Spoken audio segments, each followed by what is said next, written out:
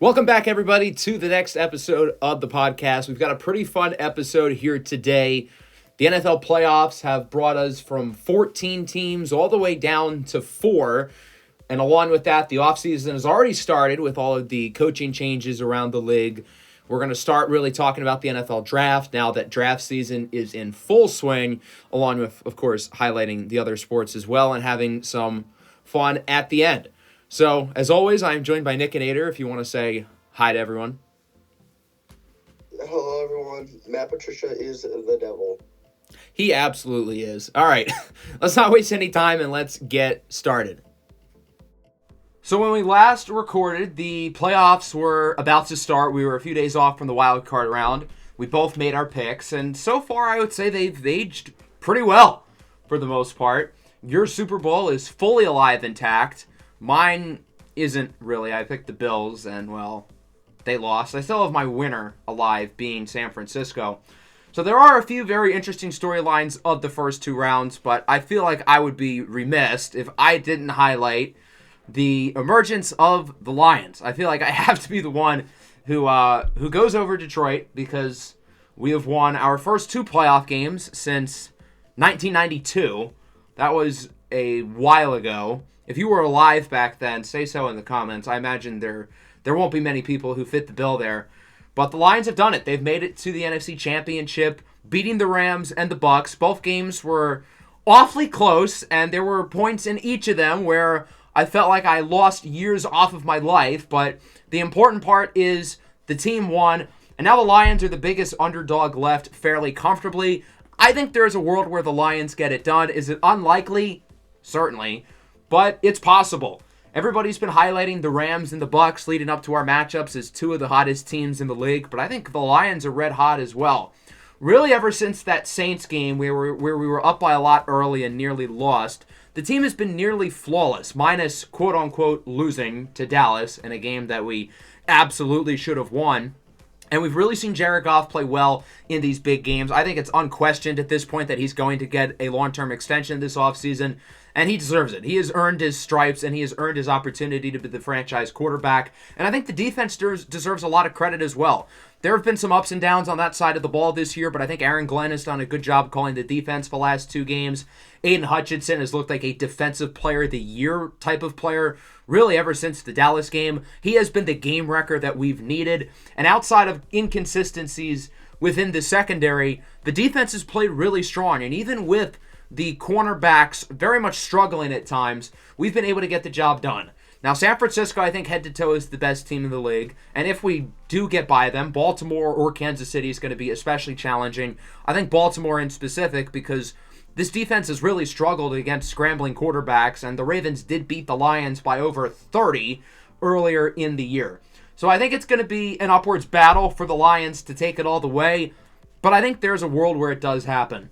Some other interesting storylines include both of the one seeds making it. It was awfully close for San Francisco, but they still got the job done. They definitely looked vulnerable, whereas I can't really say the same for the Ravens. And even though the Niners were my Super Bowl pick going into the playoffs, I feel like Baltimore might be the team to beat right now. The way that team just feels so locked in feels very similar to Michigan throughout the year. Maybe it's a Harbaugh thing, I don't know. But my gut kind of tells me that this is the Ravens' Super Bowl to lose. I think they're a better team than Kansas City. I think they should beat Kansas City, although you can never count out Mahomes. And it was also fun seeing some of these younger teams really play well. C.J. Stroud in these big games, dating back to his college career, he played really well, and that carried over here. The Packers, maybe not as fun, but Jordan Love looks like he's the real deal. So I'm curious to see who's able to take it all the way. If I had to guess, I like the Ravens and the Niners, particularly Baltimore, to beat San Francisco again as of now. But I wouldn't count anybody out. You can't bet against number 15 in Kansas City. And I still think there's a world where the Lions can absolutely win it all. I think the team is good enough. It would take two upsets, but I think it's possible. Yeah, out of the teams that aren't still in the playoffs, we have to go over the Texans and the Packers. Their QBs making their first playoff start in their career. C.J. Stroud, the rookie, Jordan Love, the first-year starter, and both putting 40 bombs on what is supposed to be elite defenses in the Cleveland Browns and the Dallas Cowboys, who just just didn't perform in the playoffs. The Cowboys put up 32, but at least half of that was in garbage time at that point. And the Browns, they couldn't do anything. Joe Flacco tried his best, but he could not do anything against that Texans defense. The Browns defense fumbled. No one could cover Nico Collins.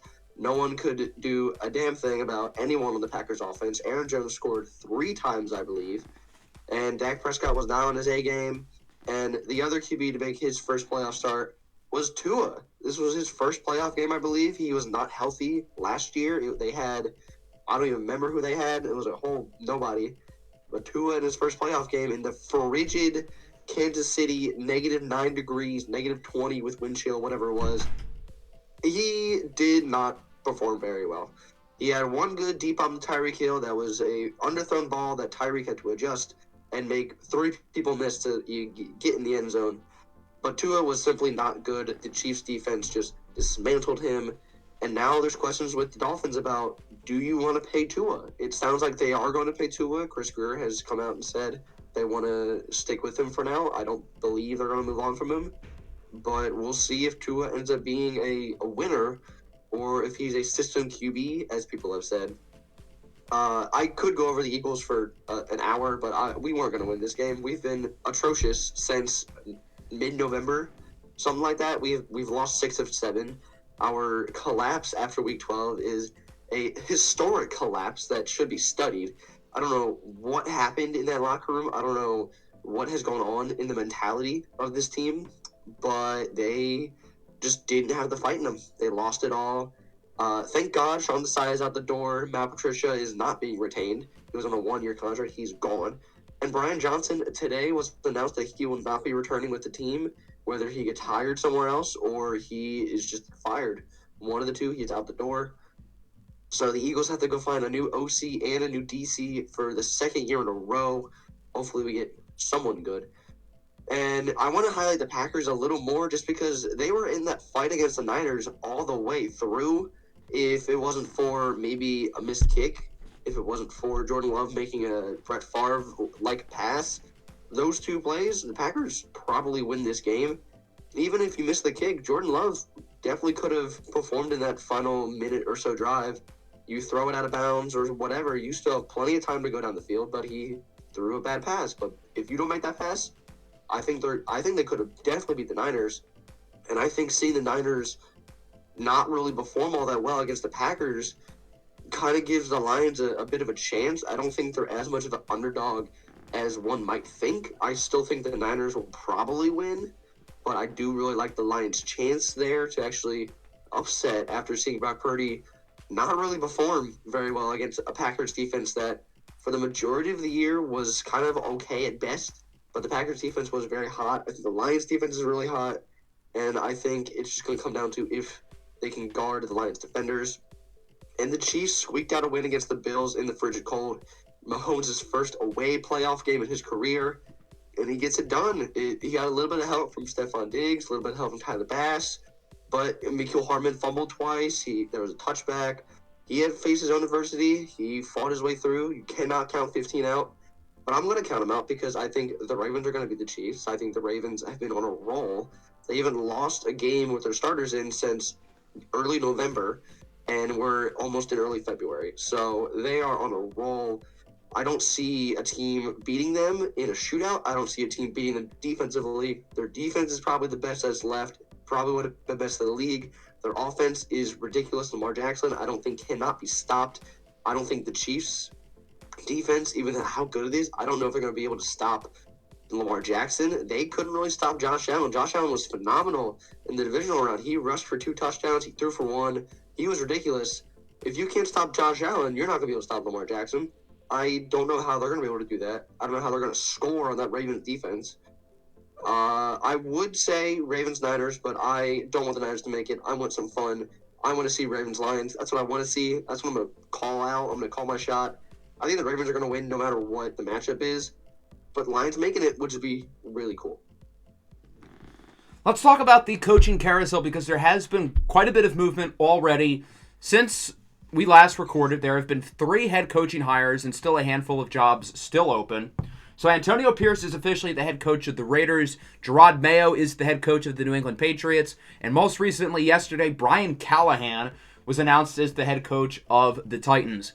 I don't have a problem with any of these hires. I think they're all good ones. I feel like the Raiders kind of had to hire Antonio Pierce. Otherwise, the locker room would have been completely lost. And I understand the argument against it. How many players on the Raiders currently would realistically be building blocks for a Super Bowl? Probably a handful, but not that many. However, I still feel like you have to build that winning culture, and Antonio Pierce has definitely shown he can do that. Gerard Mayo is certainly an interesting one. He's been an up-and-coming position coach with New England since he was a great player there for the span of like a decade. I'm intrigued by the Patriots hiring from within. This tells me that they want to keep the Patriot way going a little bit. Obviously, it's going to change with Bill Belichick gone, but it seems like they want to keep the same principles, which I don't love that idea. It obviously hasn't worked on other NFL teams, and now that Bill Belichick is gone, I don't know if the Patriot way is still going to work. So I would kind of like to see Gerard Mayo truly be his own coach rather than really following in the footsteps of Belichick, so I'm curious to see how that happens. And then Brian Callahan to the Titans. This one kind of came out of the blue. The first team to not hire within. Of course, he was the Bengals offensive coordinator, and overall, I thought he did a pretty good job. It seems like he's a coach that players really respect. So, at surface value, this seems like a pretty good hire for Tennessee. Of the other jobs remaining, it seems like we have a couple of locks. Bill Belichick to Atlanta and Jim Harbaugh to the Chargers both seem like sure things. I'd be surprised if either of those don't happen. And then the other three jobs right now are Washington, Seattle, and Carolina. As of now, it seems like the favorite to be the Washington head coach is Ben Johnson. Washington, you don't want this guy. He's bombed 7 orphanages within the last year. Not a good dude. It seems like Seattle is looking at Dan Quinn. He's currently the favorite as of now, although that wild card game against Dallas didn't do him any favors. And then Carolina, who knows? Because I don't know if anyone really wants to coach Carolina. It doesn't look like anyone wanted to be the GM there either. They had to hire within, and they announced that Dan Morgan is going to be the new general manager. I feel like Carolina just has to start fresh and get guys outside of the building, but I can understand why guys who are not with the team do not want to go there, do not want to work with David Tepper. So I got a feel for Carolina. This feels awfully a lot like the Texans over the last few years, who had to hire guys like David Cullen and Lovie Smith, who very clearly, not to say they weren't qualified, but they very clearly were not going to be the long-term head coaches of the Texans. Finally, Houston started to show some signs of growth. They get a legitimate good coach in DeMeco Ryans, and obviously everything flips on its head, and now they have one of the brightest futures in the NFL. So I think that's the best case scenario for Carolina at this point. You get a couple of retreads in there, it probably doesn't work out, and then in 2 years from now, hopefully Bryce Young has shown enough to where he can be the quarterback, and the roster isn't bad enough to where you can get some real guys in there to potentially change the culture in Carolina. Yeah, for the 3 hirings that have already been officialized, I really like all 3 of them. As you mentioned, I do want to see Jared Mayo kind of take his own role with the team, kind of make it his team, and not, I'm Bill Belichick's guy, I'm going to do what Bill did. Because we've seen that not work out many, many times. The only guy that I can think of that it worked out with was Mike Vrabel, who just got fired.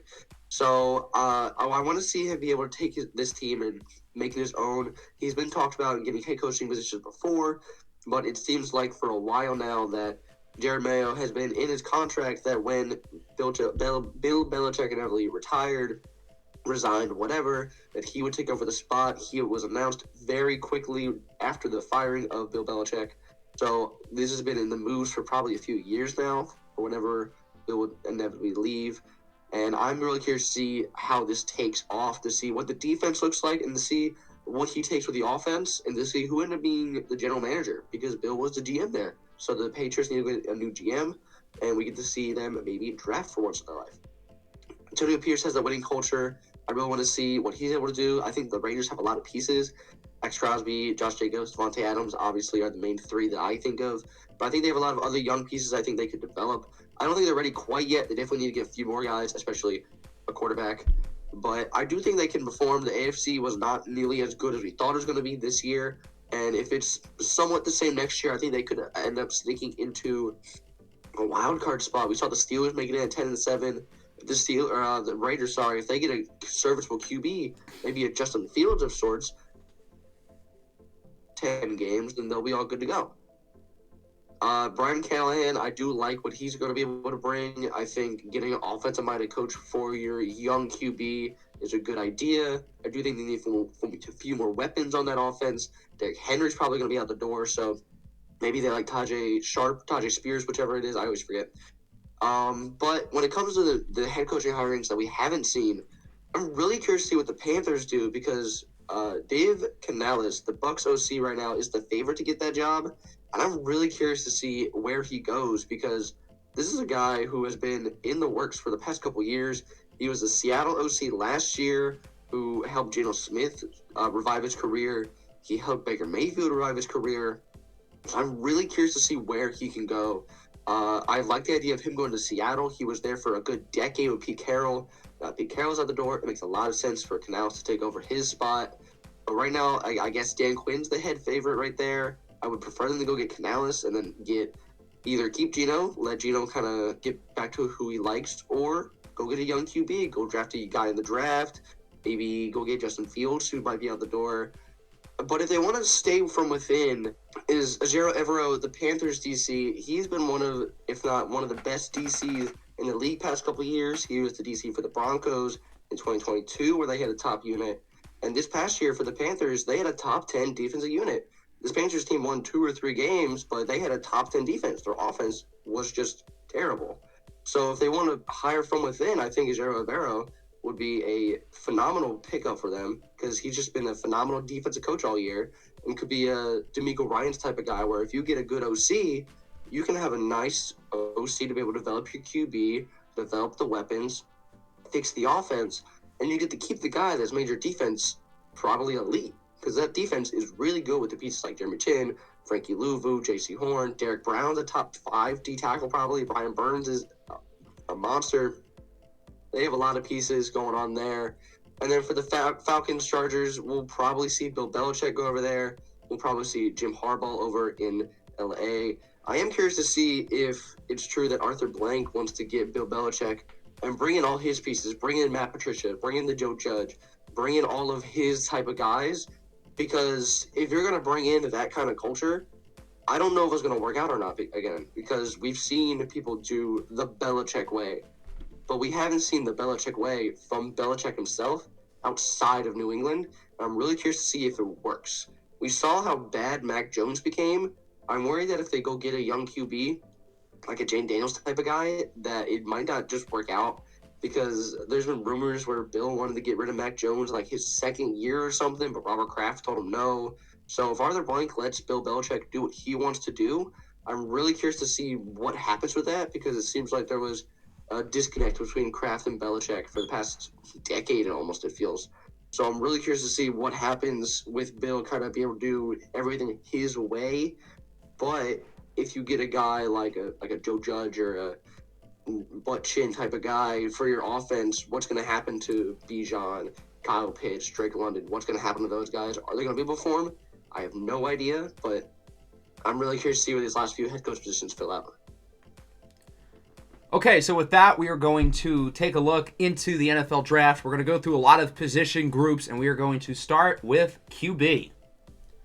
So what we're going to be doing this draft season is we're going to be going through a bunch of different position groups, going over how we feel about a lot of these players, and I feel like it's only appropriate that we start at the quarterback position, obviously the most important, most interesting position of the draft, and this year I would say is, at least compared to average, I would say a pretty strong QB group, and there's certainly some talent here, especially at the top.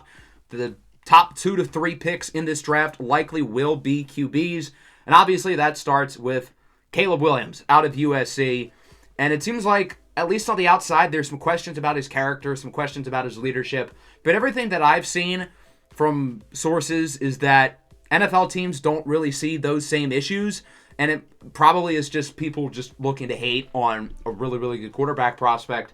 So it doesn't seem like that'll be an issue, and I think that basically solidifies it that the Bears are going to pick him number 1 overall. They were intrigued by Cliff Kingsbury as their offensive coordinator who worked with Caleb Williams at USC. Obviously, they went with a different direction, going with Shane Waldron from Seattle. But it shows that they are intrigued by getting some of Caleb's guys in there, and I think that's because that's probably the way they are going to go, and probably the way they should go. I understand the argument against it. They've finally got a good thing going with Justin Fields. It's clear the players in that locker room really like him, but when you have an opportunity to reset the QB financial clock and get a prospect of Caleb Williams' caliber, it's really hard to say no.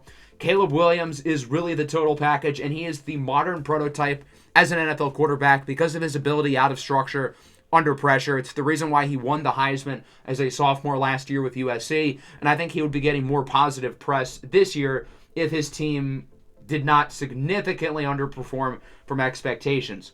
There are a handful of people who believe that Drake May is right up there with Caleb Williams in the conversation for the number one pick, and I completely get it.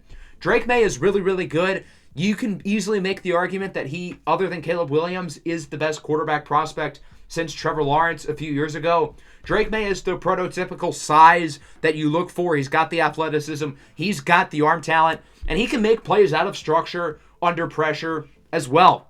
He's got a beautiful deep ball and maybe isn't as explosive or as dynamic out of the pocket Williams, but he's still really, really solid in that regard. And if you have Caleb Williams ranked lower than Drake May, I'm not really going to argue with it.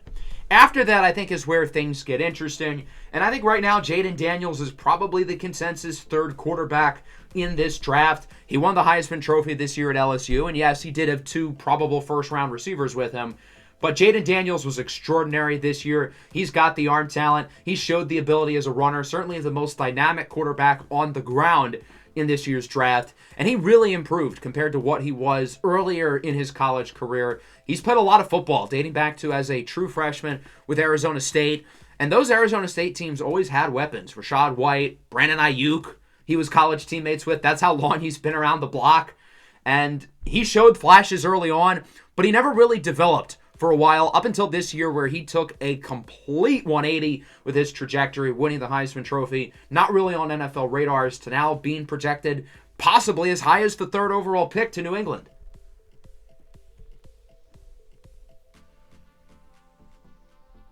For a lot of these top guys, I have always been kind of conflicted on, after those first two guys, who is that next man up? And we've always been talking about Jaden Daniels. He took that big step this year. But it kind of is that almost that Ohio State QB type of thing where he has such a good offense around him. You don't know how he's going to be when it comes into the NFL. And we've seen CJ Stroud kind of break the norm with that. But I'm not so sure about Jaden Daniels. It took until he was around such a talented roster to be able to go and take that leap up, to go win a Heisman, to go and be a good, talented QB. And he has the talent around him. He reminds me a lot of Trey Lance with his athletic abilities, nice raw talent. But I'm really curious to see what Jaden Daniels is going to be doing in the NFL, what team he goes to. I've never been the biggest Jaden Daniels guy. He is my third QB, but I feel like he's going to get a little overdrafted. I could see him going as high as 3, maybe to the Patriots, barring any trades. I can see him going as low as to those Seattle Seahawks, maybe at about 16. I think he's going to go probably late top 10, maybe just outside the top 10. To one of those teams looking for a QB, like, let's say, Falcons, Broncos, Vikings. Those are the first 3 teams that come to my mind where I think Daniels could land. I think Caleb Williams and Drake May are the top 2 guys without a shadow of a doubt. I think they are 1A, 1B. Whichever one you want to say is better, by all means, go ahead. I'm okay with either of them. If only one of them was in the draft, it was just Caleb, just Drake May. They're both going to go first overall. I think they're both very, very talented QB prospects. Caleb Williams has been getting pro comps to Patrick Mahomes. He has the raw talent. He has that baseball mentality, the sidearm throws. He has that raw talent that you see in guys like Mahomes. And I get it. I don't know if he's going to be like Mahomes. People have been saying he's going to be better right off the bat than guys like Dak or Lamar. And I'm like, no, that's not going to happen. But I think he's still going to be a very good QB. I think the Bears should take him first overall. And even if they decide to stick with Fields, whoever trades with the Bears is going to get Caleb Williams. That is the number 1 guy. But I think Drake May is going to go number 2. I think it'll probably be the Commanders taking them. But for whatever reason, if they decide to trade back, decide to stick with Howell, go draft O-line, draft defense, whatever, whoever's at number 2 is most likely going to be drafting Drake May. He reminds me a lot of Justin Herbert. He's got the big arm, the raw athletic talent like that.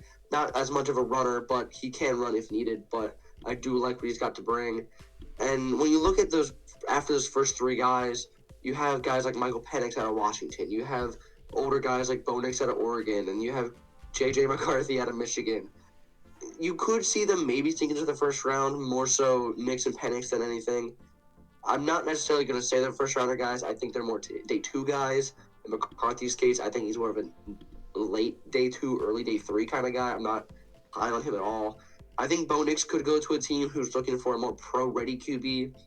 Bo Nix has been around the block for a while. He's at Auburn for a couple years, been at Oregon Fest 2 years, I believe. So he's a big older QB. But I think if someone's trying to look for a more pro-ready type of guy, kind of like a Mac Jones type of thing, I don't think he's going to be like Mac Jones. I think he might have more of a almost like a Jared Goff type of thing to him. But he's not going to go in the first round. He might to like the late first. It's almost a trade back or trade up into the first round from the early second. I could see it happening with him or Penix. I could see a team taking a flyer on one of the two, try to get the fifth-year option for the first round. But realistically, I think we see guys like Penix and Nix go round two to those teams that missed out on a Jaden Daniels or missed out on a Justin Fields trade, something like that. I like both Penix and Nix. I just don't like them nearly as much as I like guys like Jaden Daniels. But I could see a team take a flyer on Bo Nix or Michael Penix, maybe even McCarthy in day two. It's going to depend on who's able to get what. There's going to be a lot of QB movement in this offseason. Kirk Cousins is a free agent. Baker Mayfield's a free agent. Justin Fields is probably going to be out the door. So we're going to see a lot of different movement here. And I'm going to be really curious to see what we end up seeing for who's going to take the flyer on Penix. Who's going to try and go get Bo Nix. And it's going to be really interesting to see what this QB movement is going to look like. And I am all excited for it. Yeah, as you touched on with those next three, it'll be interesting to see if any of them do end up in the first round. I would say the perception around fans is that Michael Penix is probably QB4, and I understand the thinking behind that. Michael Penix had a ridiculous season this year at Washington, led them to the college football playoff. He was awesome in the game against Texas, who defensively isn't great, but they've got some NFL players on that side of the ball. Against Michigan, though, he did struggle. He really did not play all that well, and he got banged up as the game went along, but he still wasn't very impressive in that game. And I personally believe that Penix, whether he should or shouldn't be, I think he will be the sixth quarterback off the board. I think Bo Nix and J.J. McCarthy are both going to get drafted earlier. I personally don't think either of those guys goes in the first round, but there are some rumblings that they could. Daniel Jeremiah mocked Bo Nix at pick 14 to New Orleans recently. Dane Brugler mocked J.J. McCarthy to the Rams at pick 19. And those are two guys whose opinions I really respect, and I think they're two of the best within the draft industry. So even though I don't think that those guys are going to go in the first round, I do think it's very much in play. I think fans kind of overrate QB draft stocks a little bit, and everybody's thinking 5 quarterbacks are going to go in the first round, maybe 6. I think the most we have is 4. Obviously, the top 3 are going to go in the first round, maybe within the top 3 picks. And I think there's a world where Bo Nix or J.J. McCarthy sneak into the first round. It only takes one team to fall in love with one of them. And I think teams are going to like that J.J. McCarthy is a moldable ball of clay. He's a winner, even though Michigan didn't ask as much of him as, say, with Michael Penix or Bo Nix, or obviously those top 3 guys. I think teams are going to like the physical upside that he brings to the table. And then with Bo Nix, I feel like the perception around him is that he throws a bunch of checkdowns. He's a great receiver merchant. And sure, it's helpful having one of the best receiving duos in the country with Troy Franklin, who could be a first-rounder this year, and Tez Johnson, who's going to be one of the best senior receivers in the country next year. But Michael Penix had 3 top 50 picks in his receiving core. Jaden Daniels had 2 first-rounders. If you're going to knock Bo Nix for that, those guys deserve to be knocked for it as well. I understand the issues with Bo Nix, but he's got the athleticism, he's got the arm strength, and he broke Mac Jones' record to finish with the highest completion percentage in the history of FBS college football. So I understand a world where him or McCarthy, or maybe Penix, go in the first round, but personally, I don't see it happening. And after that top 6, there isn't a ton of depth in this class. Maybe a guy like Michael Pratt out of Tulane intrigues some teams. I think Spencer Rattler gets picked on day 3. Someone might love the arm strength with Joe Milton in day 3, maybe Jordan Travis out of Florida State. But I'd be surprised if this is one of those years where, like, a quarterback outside the top 75 picks becomes a long-term starter. But You never know. That's why the NFL is fun and unpredictable. We'll get back to the NFL at the end of the episode, but we're going to shift our attention to the NBA and the MLB, and we're going to give our opinions on what's been going on over there. We have now made it officially halfway through the NBA season, and we're both going to start by giving our midseason award predictions. So I'll go first. I'll open up with the MVP. And during the Nikola Jokic, Joel Embiid debate, I have always been Team Jokic. I always thought Jokic was a little bit better. I thought that Jokic deserved to win the last 3 MVPs, and I thought that included last year. I thought he should have won it over Joel Embiid. Jokic winning the title last year with the Nuggets solidifies that he is the better player. But if we're talking about just this year, Joel Embiid has been the best basketball player on the planet, and I don't see an argument against it. I mean, the guy dropped 70 last night.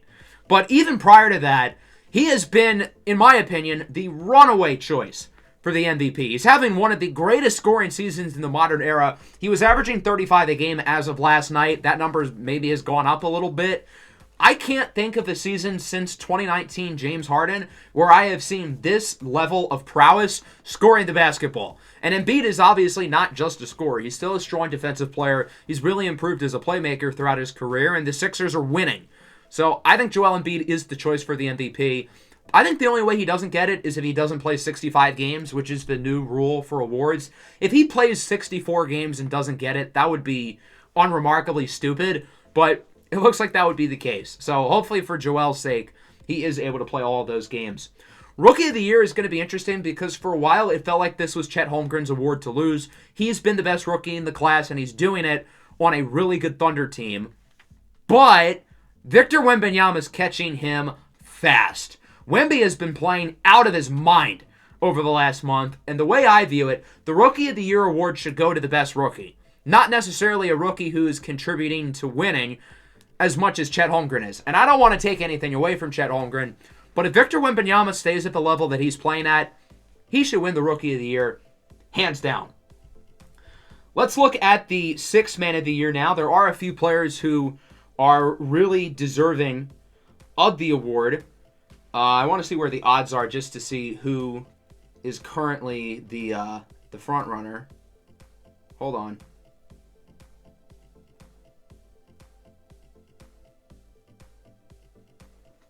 Okay, so right now it looks like Emmanuel Quickley and Norman Powell are rated very highly. So is Tim Hardaway Jr., Malik Monk, Jordan Clarkson, all very high. I would look at a guy like Naz Reid in Minnesota. The year that he's had has been really impressive, even though he may not be putting up the numbers that the other guys are putting up. He's done it on a really good team, and he's been doing it behind really good players with Rudy Gobert and Karl Anthony Towns. So the way I see it is that he would be starting on most teams, but because those guys are there, he doesn't really get the opportunity to do so, and he's played at a really high level. As for the Defensive Player of the Year, this is definitely Rudy Gobert's award to lose. Minnesota's been one of the better defensive teams in the league, and I feel like Rudy Gobert is starting to get his reputation back that he's kind of lost over the last couple of years, whether it's been fair or not. He's been really, really good, and he seems like the heavy favorite to win the award. He absolutely should. I do want to give Anthony Davis his flowers, not just because he's been elite on the defensive side of the ball, which he absolutely has been, but over the last calendar year, he has played more games, or he's played, I think, tied for first, more games than anybody in the league. He gets talked about as an injury-prone player, and he has been very injury-prone over his career, but he's barely missed games over the last year or so, which is really, really impressive. And I think he deserves some love. I think he should be second in that award. As for most improved, it looks like Tyrese Maxey is the favorite, and understandably so. I would probably lean towards Alperen Şengün, though, because he's done it as the number one option on his team, and his emergence has led to the Rockets being pretty good. The Rockets have been one of the worst teams in the league since trading away James Harden, and now they're right in the cuffs for a play-in spot. They could possibly sneak into the playoffs, and that's because Alperen Şengün has played at an all-star level. So yeah, Tyrese Maxey in a vacuum is probably having a better year than Alperen Şengün. But I think what Şengün has done for that Rockets team is completely transformed them. The Rockets have a few really good players on their roster, but right now it looks like he's going to be the guy that they build around. Jalen Green has been disappointing. Jabari Smith was a guy I was never all that high on, at least as a top 3 pick. Amen Thompson's finally getting to play. He's been banged up, and it seems like he's really turning a corner. But I don't know if any of those guys are going to have the long-term trajectory that Alperen Şengün has as the face of the Rockets. And for me, I think right now I would lean towards him. As for the Coach of the Year, there's a handful of good candidates. Some teams have really improved. But the year that Minnesota's had really sticks out to me. So I think it's got to be Chris Finch. Yes, he had a boneheaded decision last night, benching Karl-Anthony Towns late with like 62 points. So the talk around him right now may not be great, but I think as of now, it should be Finch's award, although there are a handful of others who I would certainly look at as well. Yeah, I'll start off with the MVP. It's Joel Embiid. I don't see a conversation. I think like a week ago, you could have maybe made an argument for like Luka to be in there, but like it's Joel Embiid. After dropping 70, he's averaging 36 points. I checked. That's insane, and I don't see a conversation for him to not win it unless he doesn't play 65 games. And if he doesn't, I will be extremely upset. The other like obvious one to me is Rudy Gobert winning DPOY. I don't really see another answer. Anthony Davis is great. I think a lot of players on the Magic have been really good. I think Paolo's been a really good defender, but it's Rudy Gobert. He's just kind of been the guy. Like I don't see why he doesn't win it. For Rookie of the Year, it's gonna be between Chet and Victor. We knew that going into the season. It's still the same conversation now. It's probably gonna be Chet right now, but I'm gonna pick Victor just because I think he is carrying a abysmal Spurs team. In the loss last night to the Sixers, they put up 120 points, and I think he dropped 30 on the Sixers. Like, sure, Embiid put up 70, but Victor put up a double-double with 30 and, like, at least doubled his rebounds. He was really good. It's just, we're just better. For most improved, you would think I'd say Tyrese Maxey. And as much as I want to, Kobe White on the Bulls has been a ridiculous, and I think he's been the definition of most improved. He's been able to get a lot more playing time. He's playing about 35 minutes a game, and he went from averaging less than 10 points to averaging nearly 20 points, averaging almost 5 rebounds, averaging 5 assists. For a not very good Bulls team, he's been really good for them. And we all thought, oh, the Bulls are going to trade everybody. And they are, but we thought they're going to be a bottom 5 team. They're going to be playing for their number 1 pick. They're in the play-in right now. They're not good, but they're in the play-in, and it's probably because Kobe White is pretty damn good. But I do want to shout out Tyrese Maxey, shout out Sengun. They're both dogs. Sixth man of the year, I'm going with Tim Hardaway Jr. I think the Mavs have been really good, and I think having Tim Hardaway coming off the bench is a great way to help them. And then Coach of the Year, you probably go with Chris Finch. The Timberwolves have been ridiculous this year. But I want to be different. I went with Nick Nurse on the Sixers. I didn't pick Maxey, so I had to go to the Sixers guy.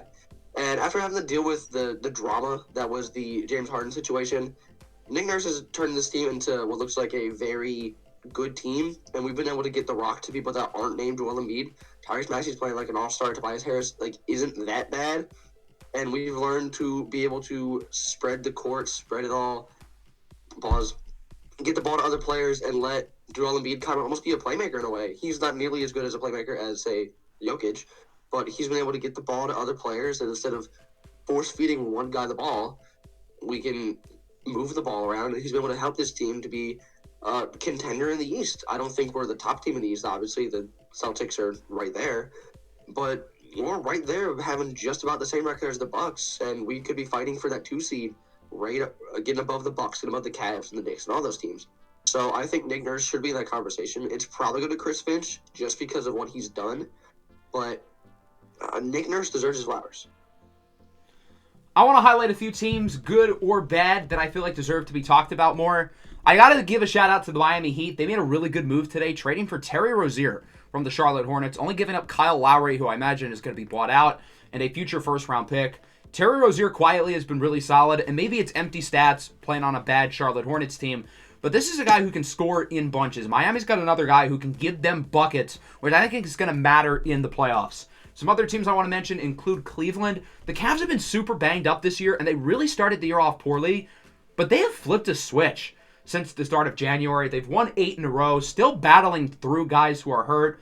The Donovan Mitchell leaving Cleveland rumbles have gotten quieter, and I imagine those are going to pick back up at some point.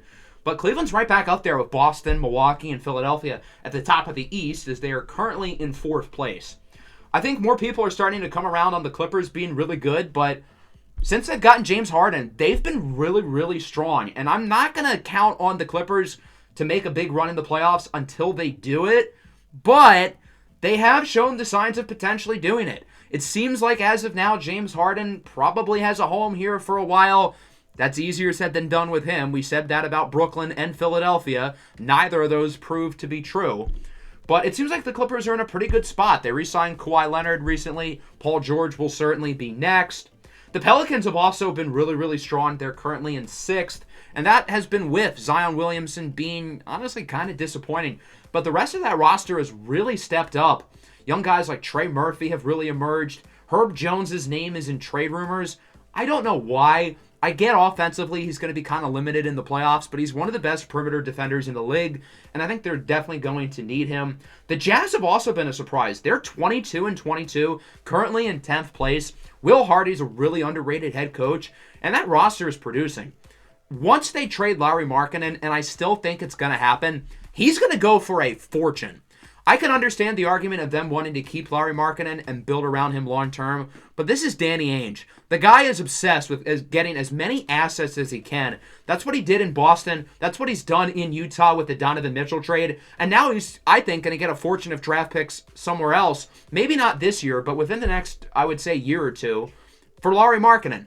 I don't know what team that's going to be, but somebody I think is going to pony up and give away a ton of future draft assets and young players. And the Jazz quietly have a really, really good future. Danny Ainge has done a phenomenal job in Utah, which shouldn't really be a surprise. This is what he did in Boston, and now he's doing it with an even bigger challenge, with the Jazz being one of the smallest market teams in the league. There have been some disappointing teams as well. The Atlanta Hawks look like they're very close to imploding. I thought the Hawks were really going to step up this year, and that has not been the case. They are in 10th place, but DeJounte Murray, he looks like he's out the door with all the trade rumors there. I think obviously they're going to keep Trae Young and look to build around him, but I think we may start to have conversations over the next year or two of Trae Young potentially moving on because the Hawks just aren't good enough. Another team who I think people don't realize has been a little shaky is Sacramento. The Kings aren't bad at all. They're 24-18. They're currently in 7th place in the West. They're not a bad team by any stretch. They're only 5.5 games out of 1st place and only a half a game out of 4th.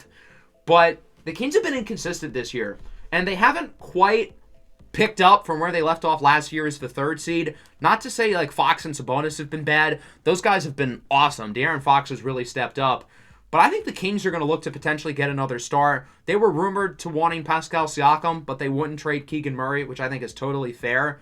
But I'm curious to see if the Kings are a team who looks to make a big splash within the next year or so. I really wouldn't be surprised if they do. I think they're going to be unwilling to trade Keegan Murray, so I'm curious to see if they can get a big player without trading Keegan. Yeah, sitting in the East, I'm going to pick up with Siakam and his new home in the Pacers. I don't think getting Siakam puts them in like a tier above where they already were, but I think them trading for Siakam is them saying, we are here to stay, we want to win games, and where you want to go try and make a run. And I still think they're below teams like the Celtics, the Bucks, and the Sixers, but I think they could be an underdog team trying to go out, get a top 6 seed, and go out and try and make a run. You mentioned the Heat. They got Rozier today, and I think they can make a run. They started off really cold this first quarter of the year. They've picked it up. They're 5 games above 500. They're in a top 6 seed right now. The Magic have cooled off heavily. They were a top 2 seed at one point. Now they're sitting at 8th. I think they'll still make it at least the play-in, with the East being really bad after the Magic, with the Bulls and the Hawks being not good. But I think the inexperience that they have is going to come down and kind of bite them, especially when they get to playoff time. But the Magic have one of the best futures in basketball to me. Their roster is really young. Their roster is producing. Paolo looks like a future all-star. He looks amazing. Jalen Suggs has picked up. He's one of the best perimeter defenders I've seen. And they have a lot of really nice pieces going on there. I think they could go out, try and get a star this offseason, maybe even at the deadline. They go get somebody. And they're going to have a really nice roster in a few years. The Knicks made their big move few weeks ago. They've kind of been sitting in the same area, sitting that 5-6 seed kind of thing. They are probably going to try and make a big move. We've talked about Donovan Mitchell. They want to go get him. They might go out and get a guy like DeJounte Murray. Maybe they get someone from the Bulls. We'll see what happens with them. And with the West, the Lakers are just itching to make some kind of move.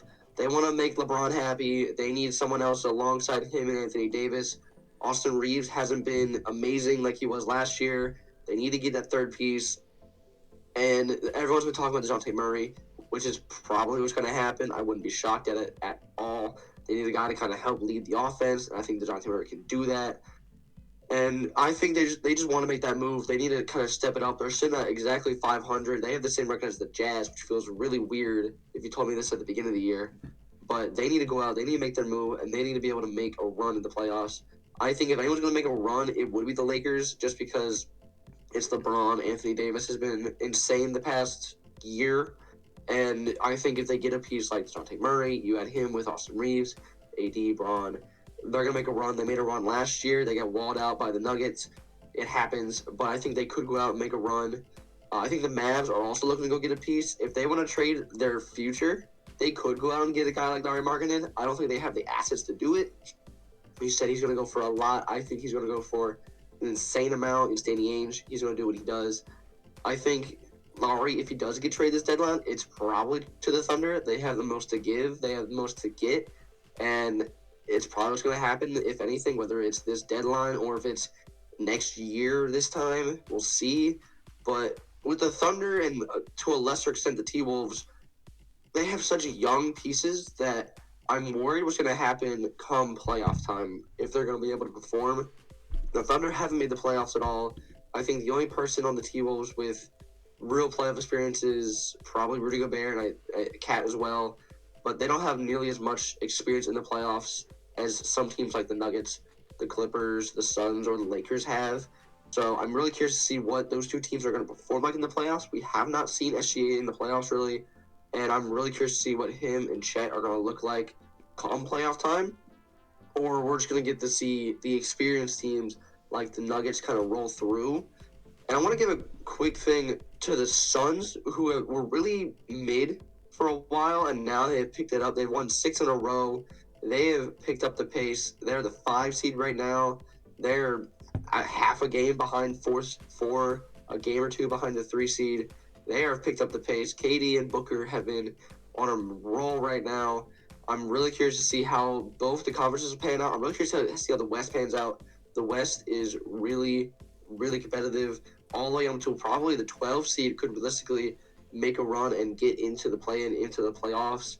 And I included the Warriors just because Steph exists, but they ain't going to do nothing.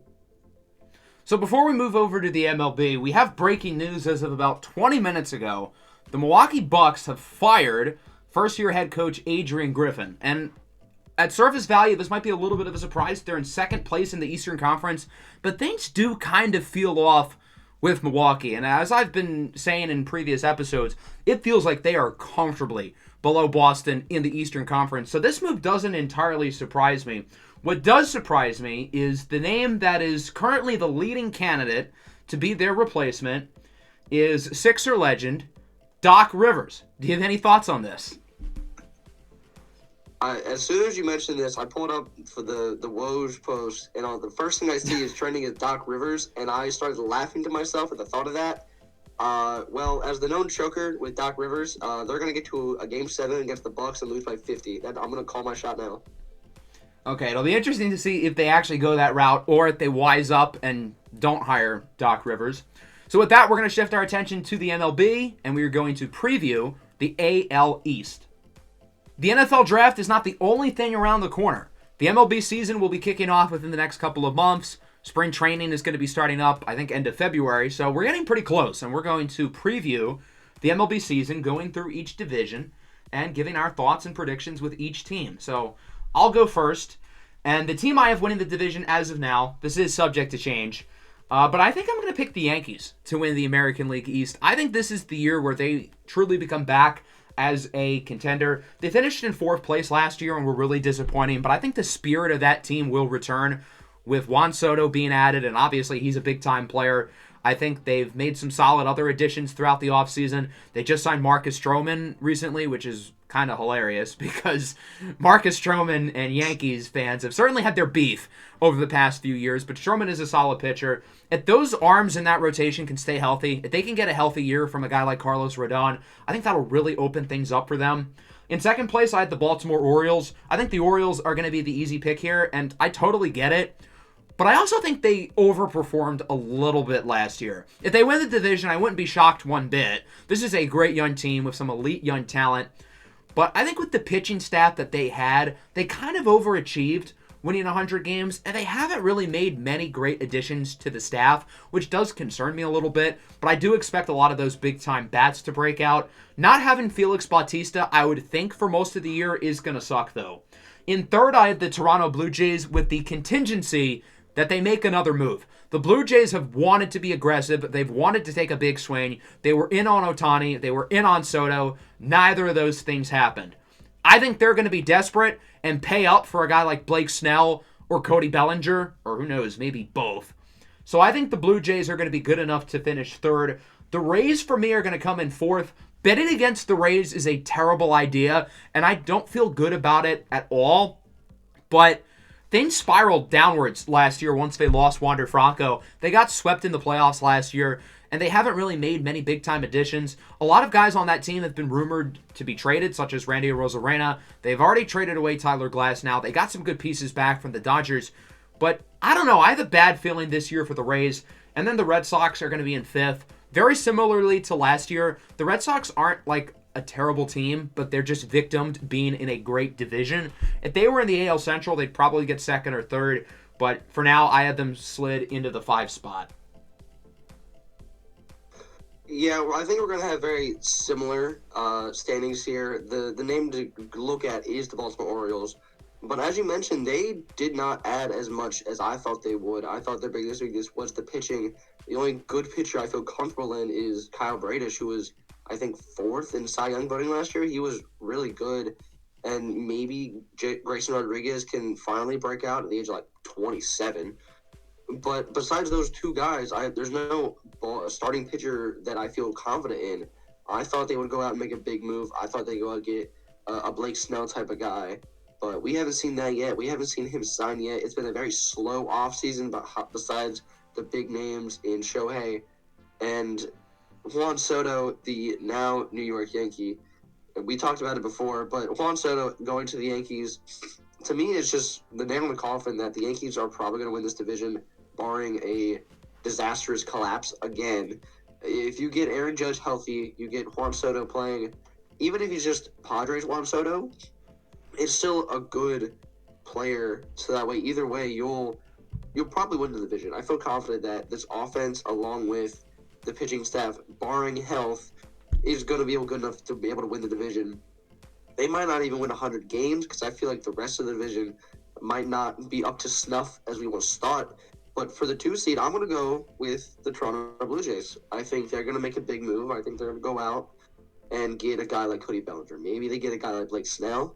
Maybe we see Alek Manoah become good again. We'll see. I don't know what's going to happen with him. But they have an itch to make a move. They were all in on Shohei for what seems like. They are all in on Juan Soto. I think they're going to want to get someone. I think realistically, the main thing I can think of is Cody Bellinger. I think that's probably who they go out and get. Maybe they get another pitcher. I'm not sure who it would be. But I think they're going to go out and get someone. And in the 3 is where I have the Orioles. I do think they overperformed. I think they were just red hot the entire year, and they were just cold off by the time the playoffs hit, which maybe was because of the bye, maybe not. But I think they're going to cool off a bit. I think we're going to see players not play maybe as well. But the offense is that main thing. The bats is ridiculous for the Orioles, and I think it's going to be good enough for them. They'll probably sneak in as a wild card team.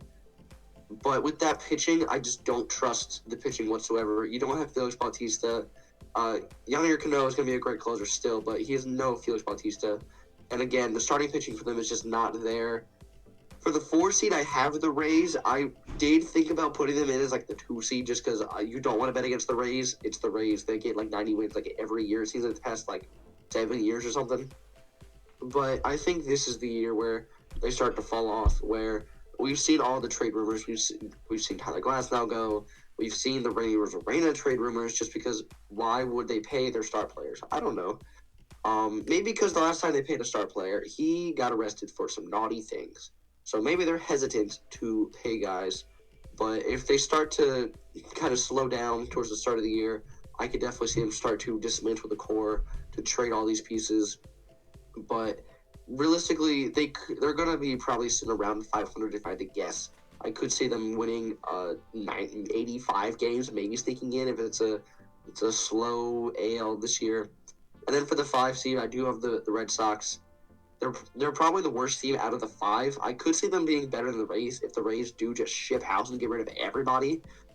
But I don't think they have enough to go out and win, get into the playoffs. They got Lucas Giolito, I believe. I think they got someone else that I'm blanking on. I think they got some Japanese or Korean player. I don't remember who it was. But I don't think they have enough pieces, whether it's pitching or the bats, to be out and getting into the postseason.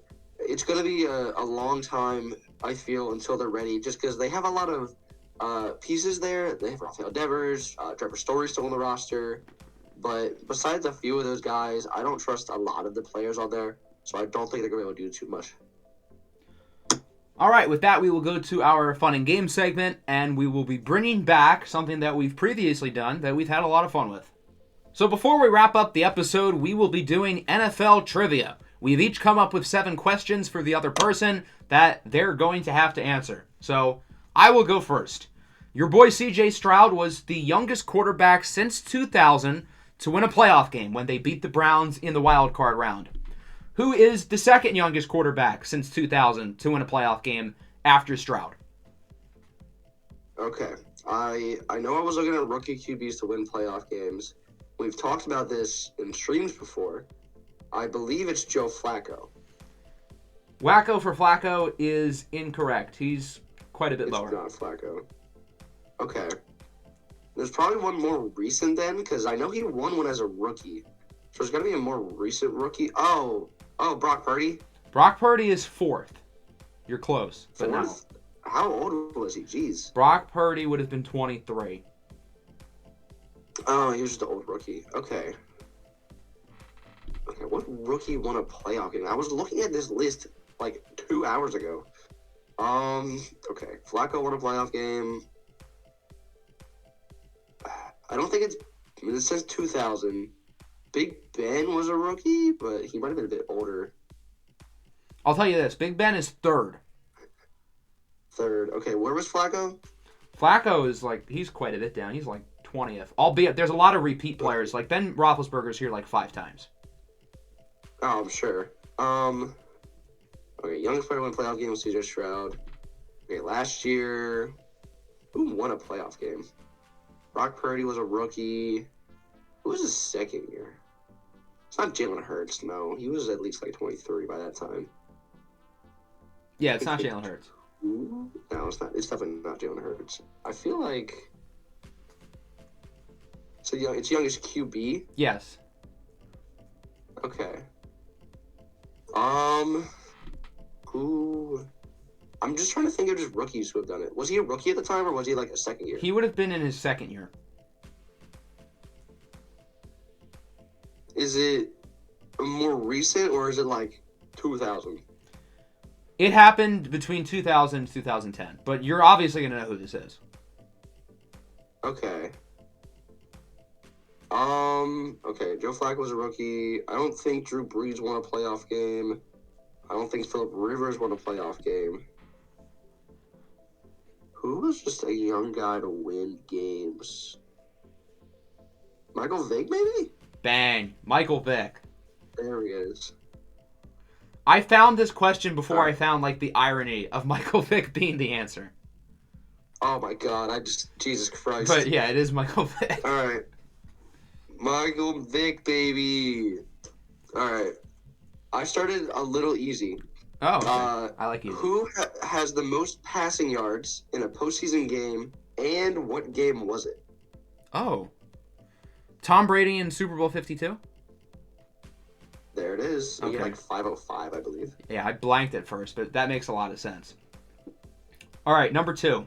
So with the Lions making the NFC Championship, the Lions no longer hold the longest drought for the team who least recently made a conference championship.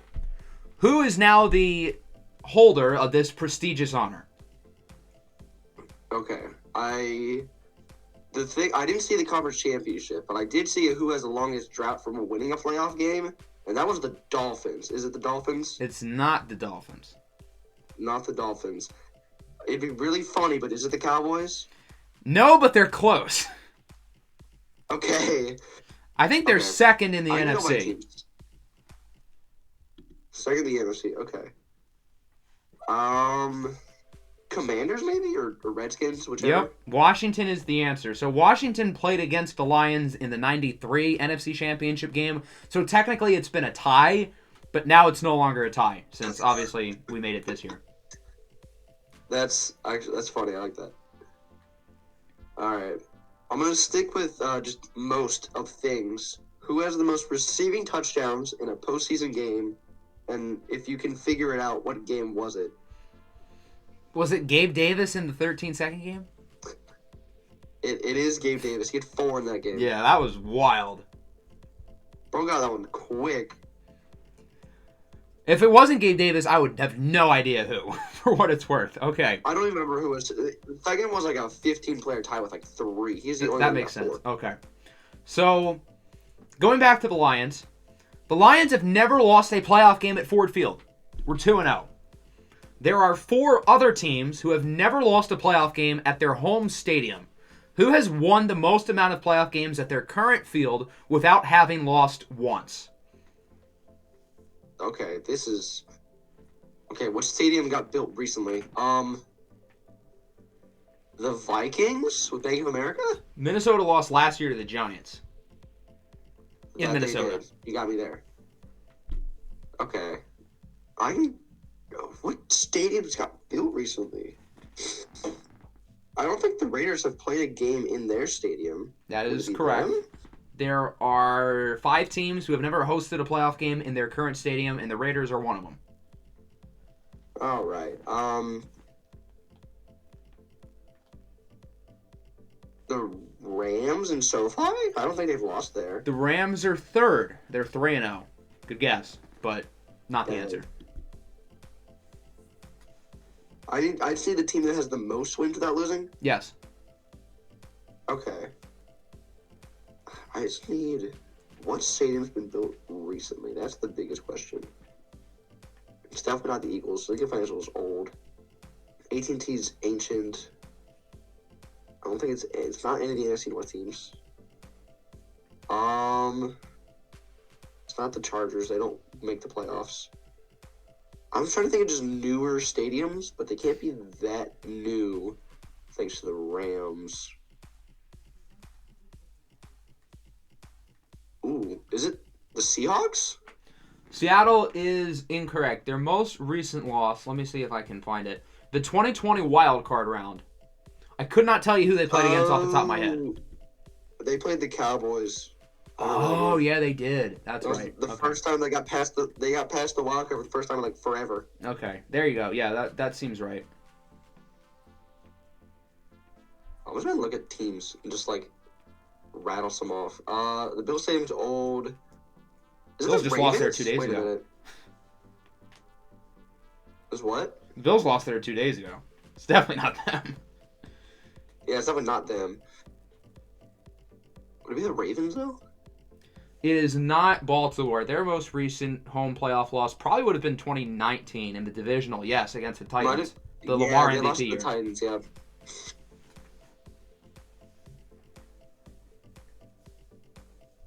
You know what could be a crazy pull is the Panthers. Carolina is wrong, but they have not lost a home playoff game since 2013.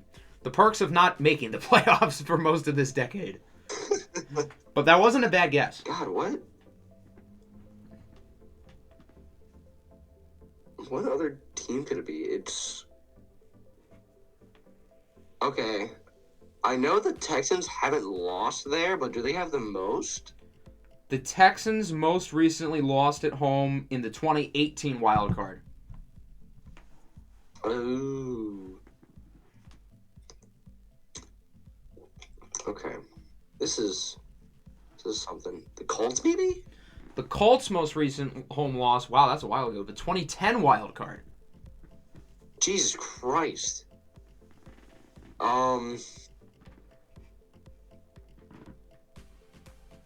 It'd be really funny if it was the Jets, but I don't know. Apparently, the Jets have never had a home playoff game at MetLife, so it's not them. That's so sad. I thought maybe they had like one with the Mark Sanchez. That's really sad. Wow. I would not have expected. I would have thought they would have had one. I thought it would at least have one with like Mark Sanchez. Jeez. Nope. We'll stick with MetLife. Have the Giants ever lost there? I'm sure they have. So this is kind of funny. The Giants are 1-0 at MetLife. MetLife has had one playoff game. Actually, no, two. They hosted the Super Bowl like 10 years ago. But one home playoff game, and it's 1-0. So you're right, but that's not the answer. MetLife, they can't lose. You've gotten 3 of the 5 teams who have never lost at their home stadium, but you haven't gotten the top 2. One's 4-0, and obviously the one we're looking for is 5-0. Did you say the The Saints? Saints probably have lost there. I did say the Saints. 2020 divisional round. And that's also where the Nickel Roby-Coleman pass interference happened. Oh, that was in Caesars. Okay. I've said like half the league. I'm surprised you haven't gotten Patriots yet. It's probably the Patriots. No, New England's most recent No, was they lost the to Tom Mark Brady Sanchez. game against the Titans. And they probably have a handful of others. Oh, that too. They definitely lost to Mark Sanchez one year. Yeah. If it wasn't at MetLife, it would have had to have been in New England. Yeah. Because they made the AFC Championship against the Colts in 2011? Something like that. I think they made it twice. They made 2, but one of them was against the Patriots, and the other one was against the Colts when Peyton won. That sounds right. I think it is. We'll say I'm right. The Niners, maybe. They win playoff games. They've probably lost to Seattle one time. The 49ers are 5-0 at Levi Stadium. You're correct. Jesus, you were on the right track when you were thinking of new stadium, because that was built like 10 years ago. The other team who's undefeated at their stadium, I don't know if he would have gotten this. The Cardinals are 4-0 in their building. I thought about that, but I was thinking about those like Packers games, and I was like, at least one of them was in Arizona that lost, I'm sure. Nope, they won. Okay, they did it. Jeez, that one took a minute. All right. So now that the Lions might make a Super Bowl, Woohoo! They just might make a Super Bowl. Good job. What team has made the playoffs the most without winning a Super Bowl? Ooh, that's a good one. I'll start with the Bills. It is not the Bills. Okay. Ooh, Minnesota. Bang, that was That's fast. such a Viking stat to have. They have made it 31 times in their history. That's so unsurprising. I think they're top 10. They are... Where are they at? Where'd they go? Boom. They're 1, 2, 3, 4... They're 6th all-time in playoff appearances. That does not shock me in the slightest. That's so Viking-like. They have more than the Eagles, the Niners, the Colts. They have more than the Patriots. That does not surprise me. And they have not done anything. Okay, my next one. So, Travis Kelce scored twice on Sunday. He has 18 postseason receiving touchdowns all time. That's second behind Jerry Rice. There are 6 other players who are currently active with more than 5 postseason receiving touchdowns. Can you name them? Okay, so 5 active players with more than 5 touchdowns. 6 active with more than 5. Okay, I'm going to throw Gabe Davis. He had 4 in one game. Hopefully he got 2 other ones. Gabe Davis has 6. You're on the board. Boom, that's 1. All right, I was thinking Mike Evans, but I don't think he's been in the playoffs enough. He only has 5. Really he's close. No, that's more than I thought. All right, who's just really old? AB's not active. Julio's active. Julio has 7. There's 2. All right, I need to get old heads. Let's see. I'll tell you this. Don't think of old heads. Don't think old heads. Julio's like the old guy All here. right. Oh, does Tyreek have enough? Tyreek has 6. There's 3. 3 more to go. All right. Does Devontae Adams? have Devontae any? Adams has 8. He is second amongst active players, only behind Travis Kelce. 2 more. Whew. All One of them's right. kind of easy. The other I think just one looking at- is a little bit more surprising. Okay. Just like looking at teams just kind of helps me just like brainstorm players. OBJ's active. Does he have enough? OBJ does not have enough. It doesn't say where he is, so he probably has less than 5. All right. Tyler Lockett maybe actually. The Seattle's. Nope. Who else would have just a bunch of touchdowns? I'm just trying to think. Just who's just really good? That's what I think about. Diggs maybe. Stephon Diggs is not here, interestingly. Ooh, That kind of surprised me. he's not here. Like he's not going to be in Buffalo. Crazy. Exactly. All right. Who? They're both on like a team right now, right? Yes. I'll give you this. Both of their Okay. teams made the playoffs this year. In the playoffs. Okay. All right. We can brainstorm this. Dolphins. I doubt. Bills already got Gabe Davis, and it's not gonna be anyone else. Chiefs. Is it Mecole Hardman? Does he have 6? It's not McCole Hardman. That would have been funny. Okay. I don't think anyone else in that Chiefs offense would have as many. Actually, does MVS have some after playing No, with the Packers? he does not. Okay, good. On the Browns, does Amari Cooper have enough? No. Ugh. I don't think anyone in that Steelers offense has any because they all suck. And everyone in the Texans is like 22. Brandon Cooks. Nope. That's a good guess, though. I would have thought he would have been here. Really? He's been in the playoffs a lot. Yeah, he's been on a lot of different good teams. He's never been in free agency until last year. Wow, I didn't even know that. That's crazy. All he does is get traded. He got traded every time. Yeah, he just gets And traded. every team he's been on is good. Yeah, it works. Eagles, I don't think we have enough. No one on the Eagles, other than Julio. Does Zach Ertz have enough? That's a good guess, but no. It would have been creative if it was him. Lion legend Zach That would've Ertz been has a funny. redo it. Lion legend, baby. I don't think anyone in the Niners does. Maybe George Kittle, perhaps? Nope. Does Debo by chance? Nope. Did Cooper Kupp have like enough in that one postseason? Cooper Kupp has 7. That was the easy one. Now we got to get the hard one. Okay, wow, awesome. All right, Lions. Okay, it's not Amon-Ra, it's not Laporta. Does Marvin Jones have 6? Marvin Jones isn't on the team, and I also don't think he's here now. Yeah, that'd be really funny. Did Joe cut him? Is that what happened? Yeah, he got cut after like week 6. That checks. And then everyone on the Packers is young. Now I'm just staring at the Bucks. Does Chris Godwin have 6? That's a good guess, but it's not Rod God. All right. I'm missing someone then. You did say this guy's team, and you also said it's not going to be anyone else here, which made me laugh inside because well there is. Okay. Well, I said every team, so that doesn't help. The Chiefs. Who else are the Chiefs? I don't think anyone on that offense is old enough. He's not on the Chiefs. I'll give you that. Yeah, I didn't think so. I think it does. The tight end, Dawson Knox. Does he have 6? Dawson Knox has 6 postseason Jesus touchdowns. Christ, Who would have thought?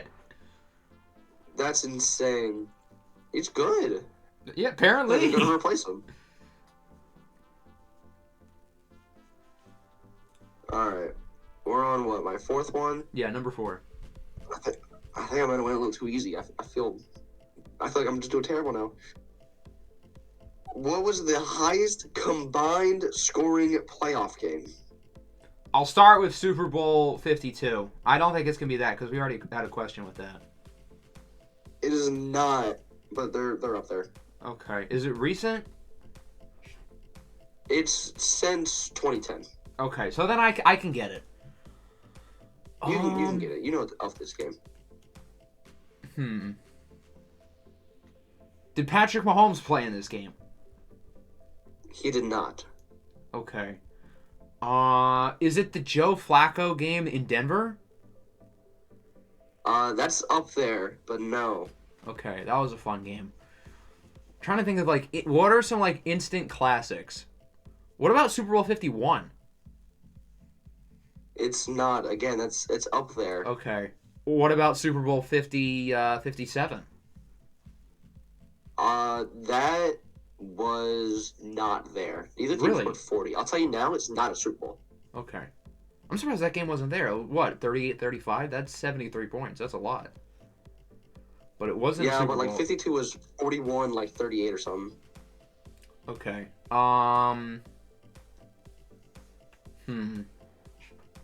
2017 was a fun year. There probably was a weird game then.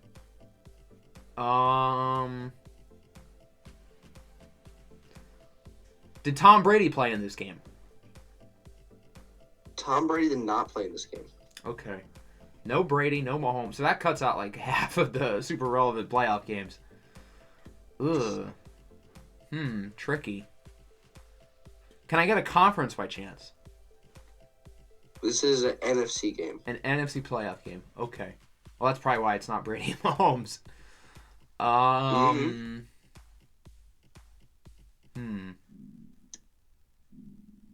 Was this one of those Packer-Niner games? It's not Packers-Niners. You said that as if it is one of those teams. Possibly. Okay. It's probably a weird Packer game where they lost. What about the Packer-Dallas game, Dak's rookie year? They won that game, but... It is not that game. Okay. Could it be the NFC Championship that they choked against Seattle? It's not that either. You're right, it is a Packers game. I'll give you that. Okay. Some of my best football memories growing up were Packer playoff losses. So we've got to dig into the archives here.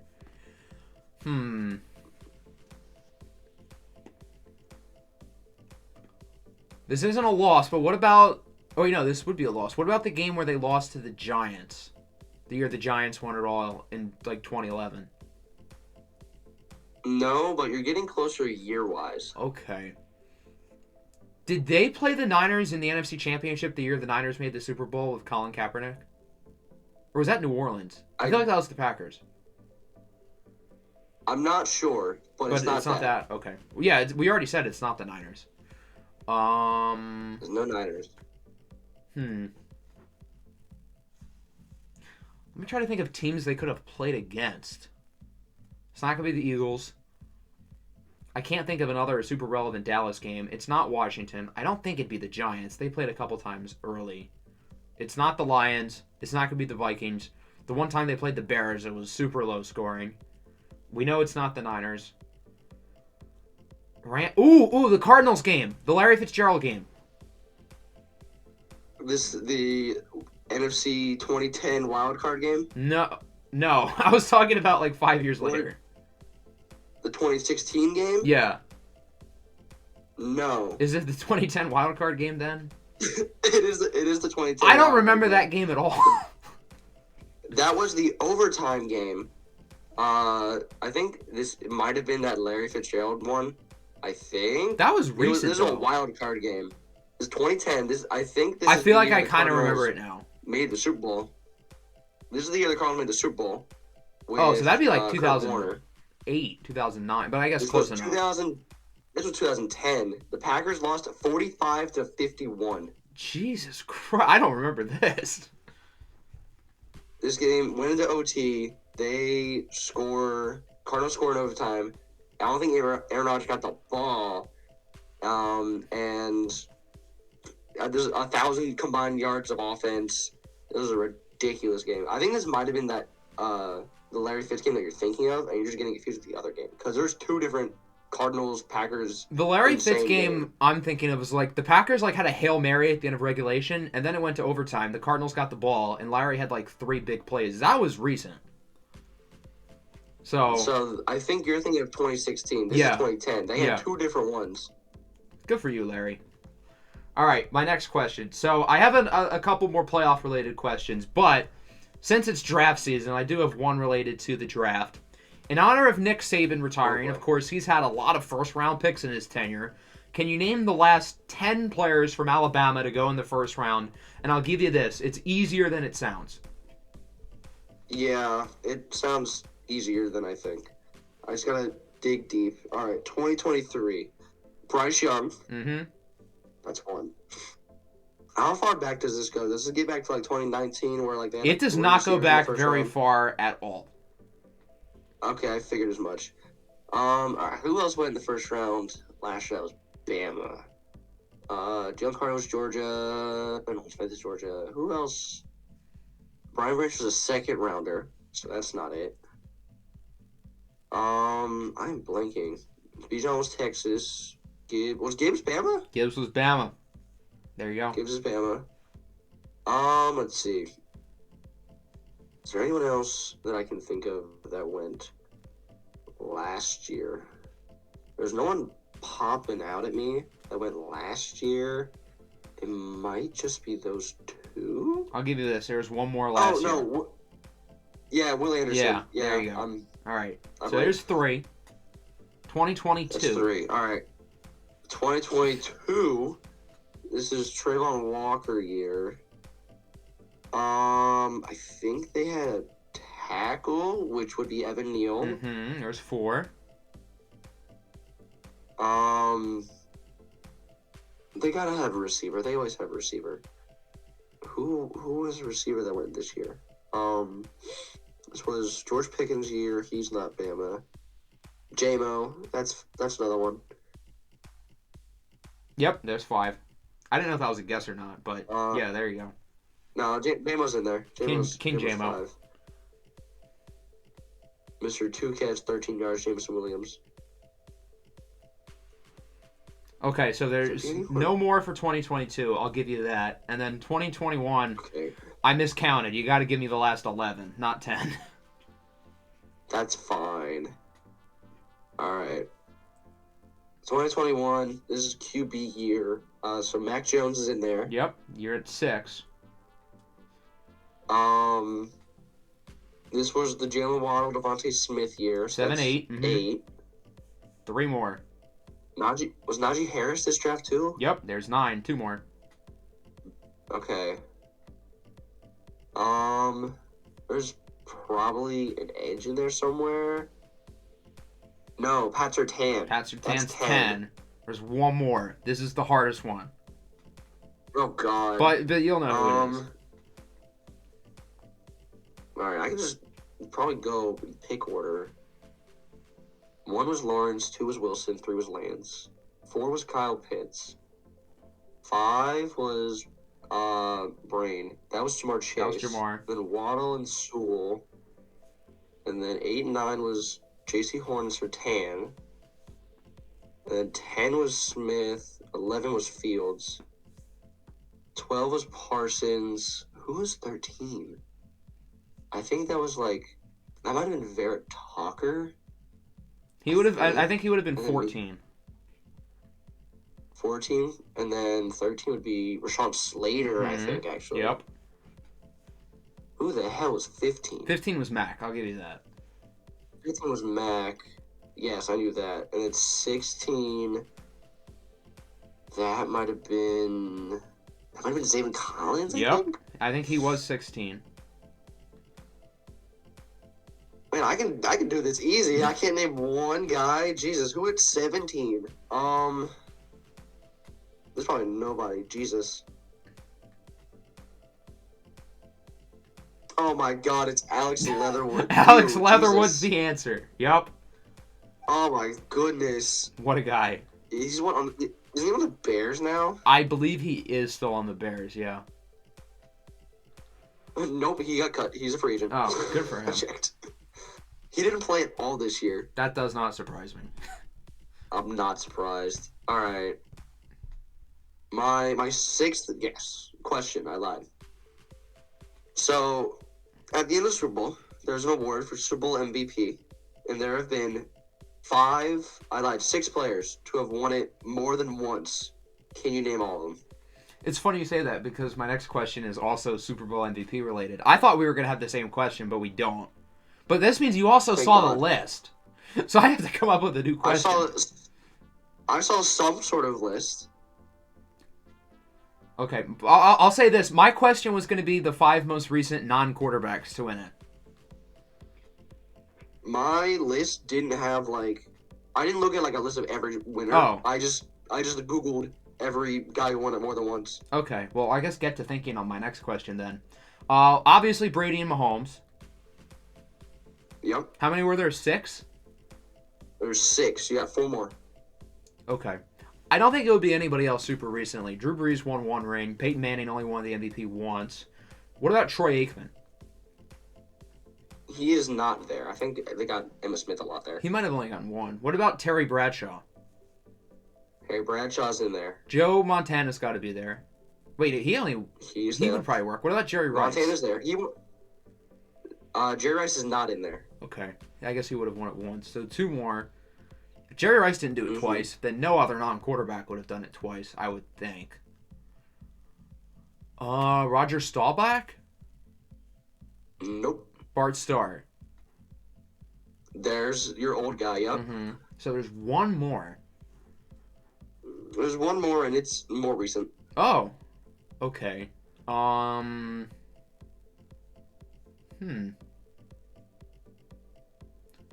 Eli Manning. There it is. Okay, so you already know my next question. The 5 most recent non-quarterbacks to win Super Bowl MVP. Okay. So, Cooper Kupp won it. Yep. With the Rams. He's before most recent. 2019 was Julian Edelman. There's 2. And then, does it go back to 2011 with Seattle with the player I'm forgetting, the linebacker? I can't remember his name for the life of me right now. He was 2014, but he is the answer. 2014. He is the answer. Jesus, I don't remember his name. Starts with an M, I think. MS are his initials. M what? S. MS. Malcolm Smith. There we go. There's 1 more recent than Malcolm Smith and 1 not as recent. Oh, okay. All right, we can go back. So it was Mahomes and then Cooper Kupp, and then the next year was Mahomes again. It was less recent than Julian Edelman. In between Edelman and Malcolm Smith, and then 1 before Malcolm Smith. All right, so 2019 was Edelman. 2018 was Nick Foles. 2017 was Brady versus the Falcons. Super Bowl 50 was Von Miller. There's 4.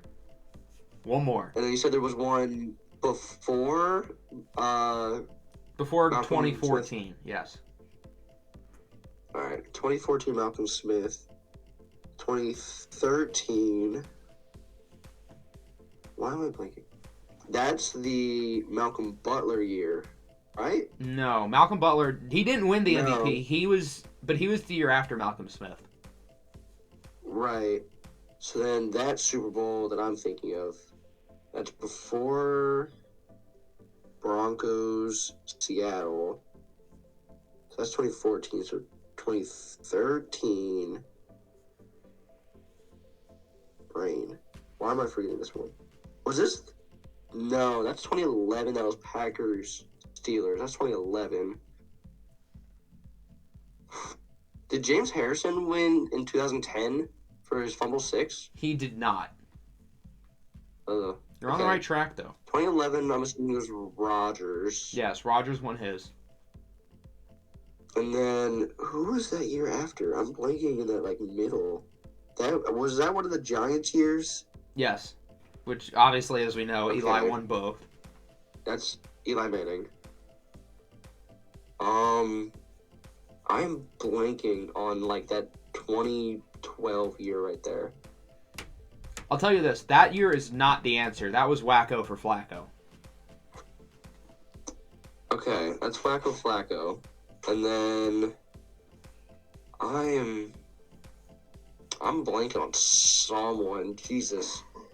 There's Drew Brees against Indianapolis. Did Drew Brees win it? Yes, he did. Okay, he won it. And then before... Ooh. My brain is blanking here. Okay. So, 2014 was Malcolm Smith. 2013 was Flacco. 2012 was Eli. 2011 was Rodgers. 2010 would then be Drew Brees. 2009 is the Steelers here. That was Big Ben? Or was it was Heinz not Ward, Big Ben. Said it wasn't Big Ben? Nope. Okay. So then who would have won it? It wasn't Heinz Ward, was it? Heinz Ward won it a few years earlier, but it was not him. He's the 6th most recent, but who's 5th? Oh, fun. So who won it for that Steelers year? That means Big Ben doesn't have a Super Bowl MVP. That's weird. I just realized that like 15 seconds ago. That's kind of crazy. Yeah, that feels weird. God, who would have won on that team? Would it be Bettis? He would have... I don't think he would have been on the team then. I think he was there for the first one, but he would have probably been retired by this point. He's probably retired by 2009. God, who would have won it? Because Heinz Ward's made the catch, but if it's not him... He made the what now? The toe tap. Heinz Ward didn't make that. God, who am I Somebody forgetting? else did, Jesus. but not Heinz Ward. God. My brain. God, okay, who made the catch? God, Oh, Santonio Holmes. There you That's go. Santonio Holmes is the 5th most recent.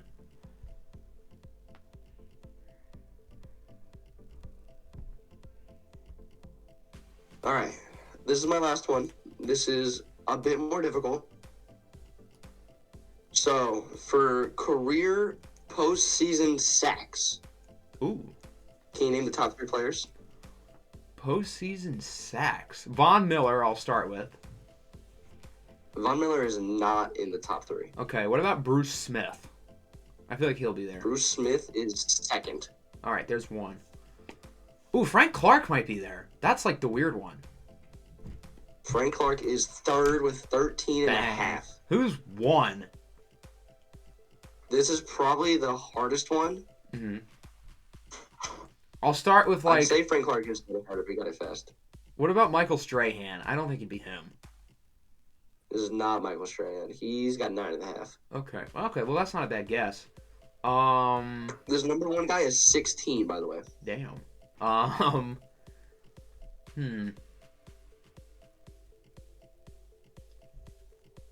No, it wouldn't be that guy.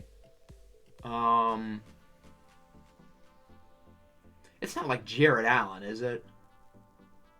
It is not Jared Allen. Where is he on this list? What about T. Sizzle? Terrell Suggs.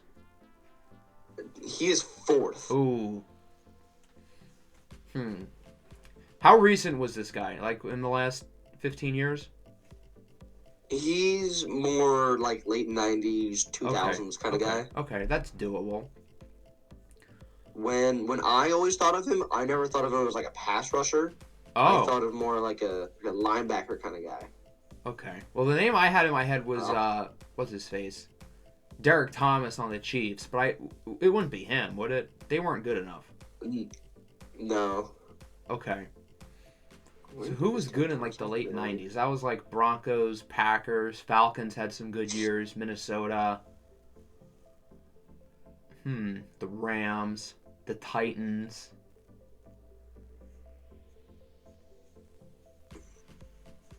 Out of all the teams you just named, it's none of those. Oh, awesome. Okay. Back to the drawing board. Who else was good then? Did I say Denver? I feel like I don't know who would be Denver. I think I'm sure you did. Okay.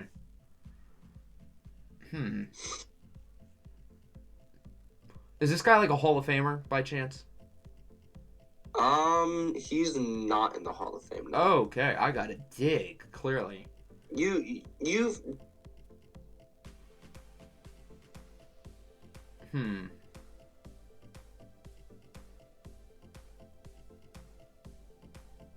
Can I get a conference? Is it not working again?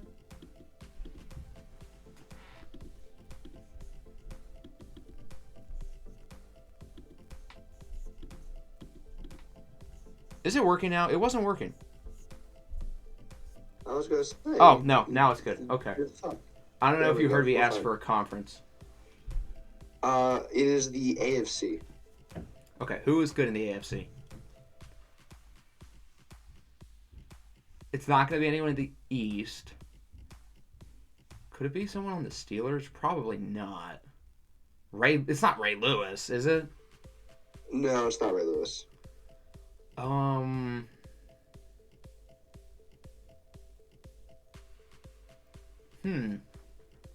Okay, you said it's not anyone in the East. What team became really good in the East in like the 90s? Buffalo?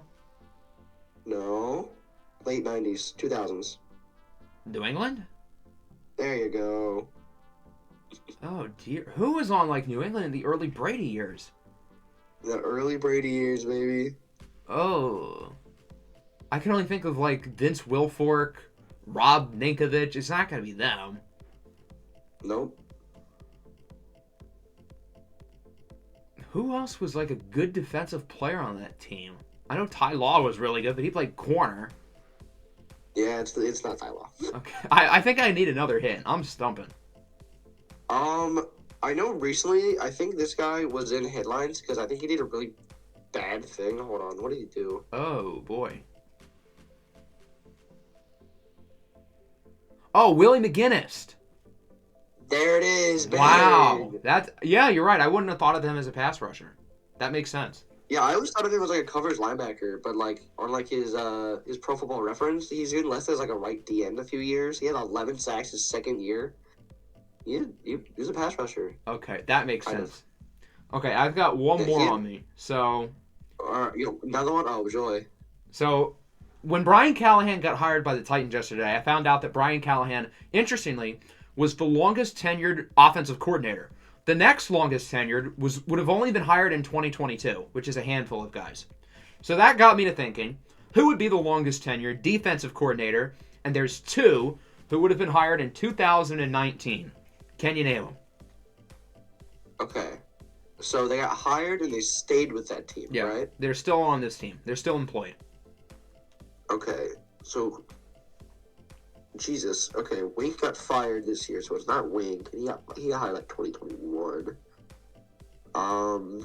It's not anyone on the Patriots because they always leave. Ooh, jeez. Okay, who's got like a good defense? Oh, the Chiefs guy, Spagnuolo. Spags is one of them. Bang. Okay. What about the Bengals guy? I don't know his name, but it may or may not be him. Yeah, dude. Jesus. Do you think you have an idea of the name? Who's their DC?